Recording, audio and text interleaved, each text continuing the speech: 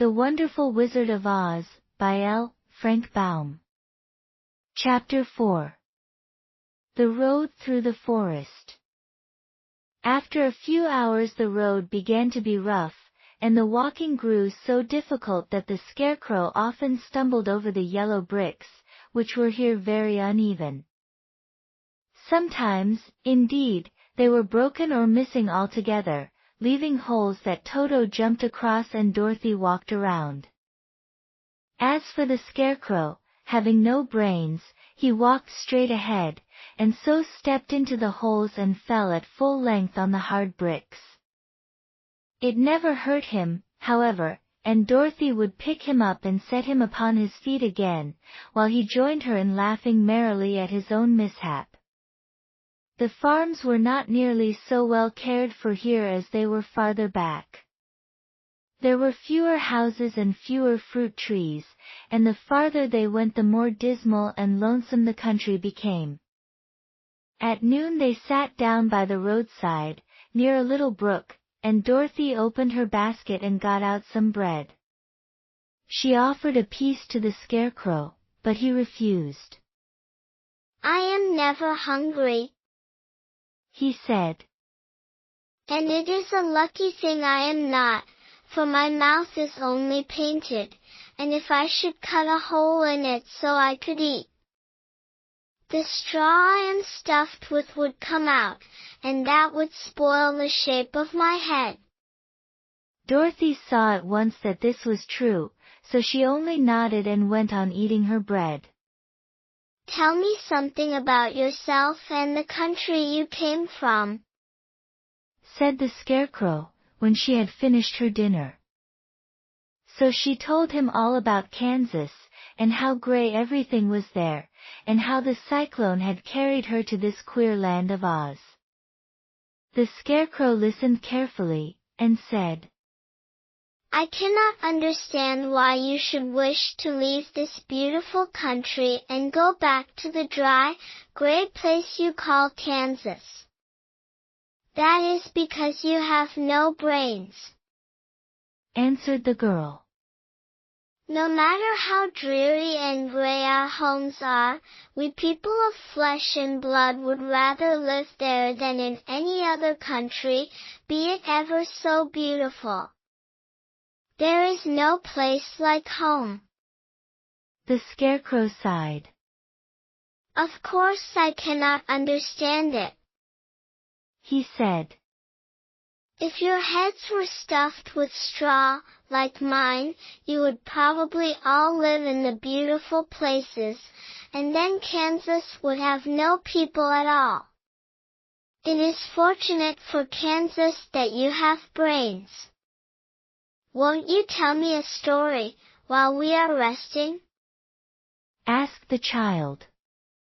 The Scarecrow looked at her reproachfully, and answered, "My life has been so short that I really know nothing whatever. I was only made day before yesterday. What happened in the world before that time is all unknown to me. Luckily, when the farmer made my head, one of the first things he did was to paint my ears, so that I heard what was going on. There was another Munchkin with him, and the first thing I heard was the farmer saying, 'How do you like those ears?' 'They aren't straight,' answered the other. 'Never mind,' said the farmer. 'They are ears just the same.' Which was true enough. 'Now I'll make the eyes,' said the farmer. So he painted my right eye, and as soon as it was finished I found myself looking at him and at everything around me with a great deal of curiosity, for this was my first glimpse of the world." "That's a rather pretty eye," remarked the Munchkin who was watching the farmer. "Blue paint is just the color for eyes. I think I'll make the other a little bigger," said the farmer. And when the second eye was done I could see much better than before. Then he made my nose and my mouth. But I did not speak, because at that time I didn't know what a mouth was for. I had the fun of watching them make my body and my arms and legs. And when they fastened on my head, at last, I felt very proud, for I thought I was just as good a man as anyone. "This fellow will scare the crows fast enough," said the farmer. "He looks just like a man." "Why, he is a man," said the other, and I quite agreed with him. The farmer carried me under his arm to the cornfield, and set me up on a tall stick, where you found me. He and his friend soon after walked away and left me alone. I did not like to be deserted this way, so I tried to walk after them. But my feet would not touch the ground, and I was forced to stay on that pole. It was a lonely life to lead, for I had nothing to think of, having been made such a little while before. Many crows and other birds flew into the cornfield, but as soon as they saw me they flew away again, thinking I was a munchkin, and this pleased me and made me feel that I was quite an important person.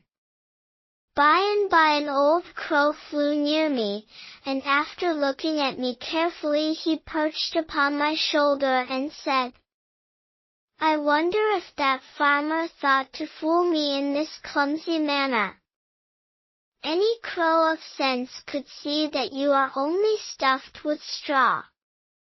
Then he hopped down at my feet and ate all the corn he wanted. The other birds, seeing he was not harmed by me, came to eat the corn too, so in a short time there was a great flock of them about me. I felt sad at this, for it showed I was not such a good scarecrow after all. But the old crow comforted me, saying, "If you only had brains in your head you would be as good a man as any of them, and a better man than some of them. Brains are the only things worth having in this world, no matter whether one is a crow or a man." After the crows had gone I thought this over, and decided I would try hard to get some brains.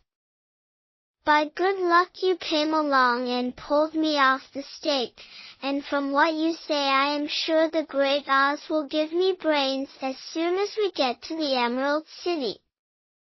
"I hope so," said Dorothy earnestly, "since you seem anxious to have them." "Oh, yes, I am anxious," returned the Scarecrow. "It is such an uncomfortable feeling to know one is a fool." "Well," said the girl, "let us go." and she handed the basket to the Scarecrow. There were no fences at all by the roadside now, and the land was rough and untilled. Toward evening they came to a great forest, where the trees grew so big and close together that their branches met over the road of yellow brick. It was almost dark under the trees, for the branches shut out the daylight, but the travelers did not stop, and went on into the forest. "If this road goes in, it must come out," said the Scarecrow. "And as the Emerald City is at the other end of the road, we must go wherever it leads us. Anyone would know that," said Dorothy. "Certainly, that is why I know it," returned the Scarecrow. "If it required brains to figure it out, I never should have said it." After an hour or so the light faded away, and they found themselves stumbling along in the darkness. Dorothy could not see at all, but Toto could, for some dogs see very well in the dark. And the Scarecrow declared he could see as well as by day. so she took hold of his arm and managed to get along fairly well. If you see any house, or any place where we can pass the night, she said, you must tell me, for it is very uncomfortable walking in the dark. Soon after the Scarecrow stopped. I see a little cottage at the right of us, he said, built of logs and branches. Shall we go there? Yes, indeed, answered the child. I am all tired out. So the Scarecrow led her through the trees until they reached the cottage, and Dorothy entered and found a bed of dried leaves in one corner. She lay down at once, and with Toto beside her soon fell into a sound sleep. The Scarecrow, who was never tired, stood up in another corner and waited patiently until morning came.